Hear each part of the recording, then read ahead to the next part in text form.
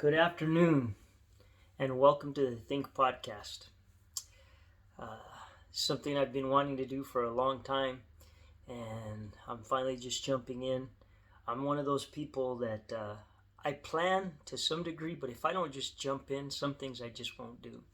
And this is one of them. I've been talking about this for a while, and couldn't decide how I wanted to do things exactly, but finally settled on a format that I think will motivate you to think, will piss you off sometimes, and in that way make you think, will sometimes find common ground with you that will make you think, and sometimes will just come from a side that you just totally don't expect and will shock you that maybe you think the same way I do or have had the same thought and didn't realize it because maybe you thought we were that different. Anyway, that said, I decided that I was going to give it a shot this week and see where we take off to and how we get there and how things go. And I was listening to the news a couple days ago about John Gruden, the coach of the Raiders, and how he was resigning over an email. And in the news they said that he was resigning, and it was over an email that he had sent where he talked about a man's lips, a black man's lips, the size of his lips. And so it was pretty derogatory, pretty bad. But I couldn't help but think, wow, I mean, the email I think was taken from 2011. It was a while back. And in time, people change, things change. In fact, our president, he had some pretty racial things to say at one time when he was a much younger man.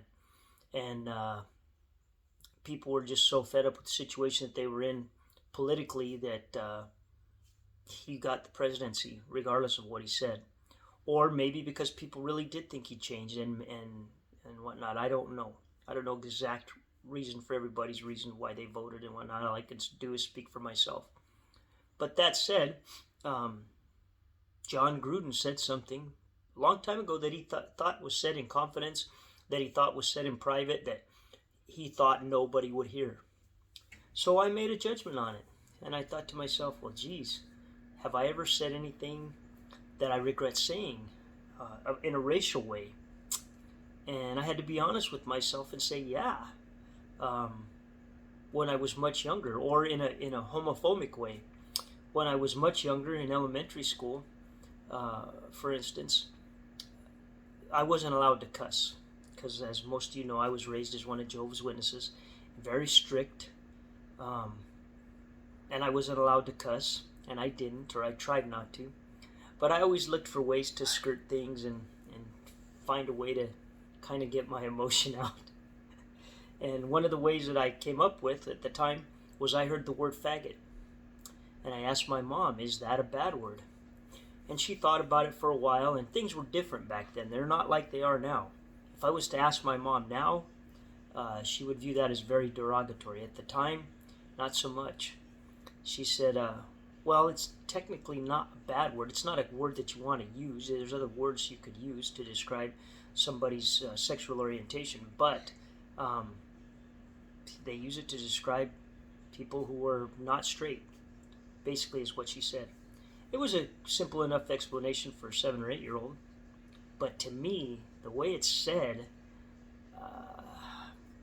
it sounded so derogatory that I wanted to use it.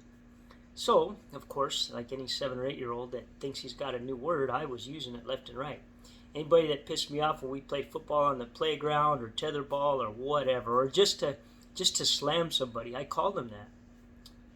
Of course, I grew up and later realized that that was a derogatory term, and that it wasn't necessarily my place to tell people how to live their lives or to judge them, even though I grew up in a very strict religious household. And those are topics that we're going to touch on as we go.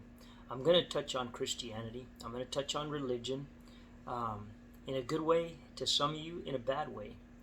I'm going to force you to think, to reconsider maybe some of your beliefs, or to maybe solidify some of the beliefs that you have. I don't know. But I want you to think. So if you just want something to think about, something different, You want to stimulate your brain a little bit? Come listen to one of my podcasts, because I guarantee you, you will think. You will not leave without an opinion. You'll have one of your own when I'm through talking, hopefully. And hopefully I don't piss you off so bad that you don't want to listen. Hopefully you'll get through the whole podcast. Anyway, that said, I realized that I had said things that were homophobic. And then I had to think about, had I said anything racial? Well, the N word was something that we didn't use. I mean, it was just taboo, big time. From my mom. My dad, not so much. My dad was kind of a little bit like an Archie Bunker type person, a little bit. It depended on the person, whether he would use that word or not. I grew up hating that word, absolutely despising the word. And I don't know, I guess it's because of what I saw and what I grew seeing as a young adult, as opposed to maybe the F word or something like that. To me, it's much more offensive than the F word. The F word can be a word that I, to be honest with you, have liked for different reasons. But the N word, no. And hopefully I don't drop any of those words in my podcast. The N word you'll never hear out of me, just because you just won't. But maybe the F bomb or something like that, I don't know. I can be pretty passionate when I speak. But I will try to refrain from using derogatory language. Anyway, I had to think to myself, had I used anything in a racial way? And yeah, I had. Not the N word, but might surprise you, but the word white. White. To describe Anglos or Caucasians. Does that sound like a bad thing? Maybe not. Maybe, I mean, people are they say people are white. Doesn't mean that it's necessarily always derogatory, but in the way in which I used it, it was. I would say things like, well, that's white people way. That's not our way. That's not my way. Making a distinction that didn't need to be made. But I didn't realize, like I do now as I progressed in my life, that people are people. It's not always a gender thing either. Sometimes it's not necessarily a man-woman thing. It's a human thing.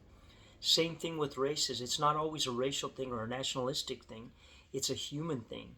Can there be race relations that are different? Yeah. Can there be nationalistic things that are different? Yeah, differences. But to pigeonhole people into a race or a nation or something like that, or even a gender, is wrong. It's not a good thing. It's not. Sometimes it can be proper, but it doesn't make it the right thing. Okay.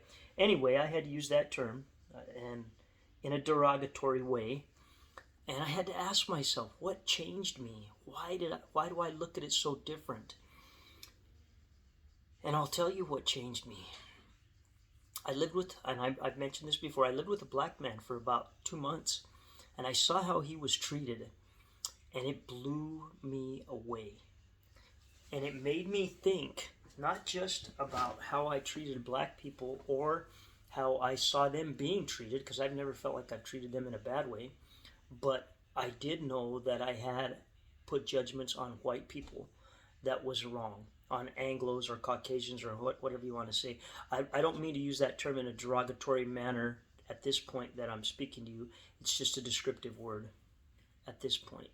But I had to ask myself, why? Why did I use that term in a derogatory manner, and why did I feel like that? And I'll tell you why. Anytime you get slighted by somebody, or something happens in a derogatory way towards you, we as human beings look to fight back. And if it's not going to be in a physical way, we're going to verbalize things, and we're going to use our words improperly. What does this have to do with anything John Gruden had to say? Well, at first, I judged the situation. I thought, man, I don't know that anybody should lose their livelihood over something that they said 10 or 20 years ago. I don't know that anybody should lose their livelihood without giving them the chance to apologize, to correct things, to say, hey, I'll go on a tour and I'll let people know the way I used to think was wrong, and I'm going to correct it. But the news was only giving you a little bit of the story. Then I heard the rest of the story. It wasn't just homophobic things or racial things in one or two emails. It was several emails.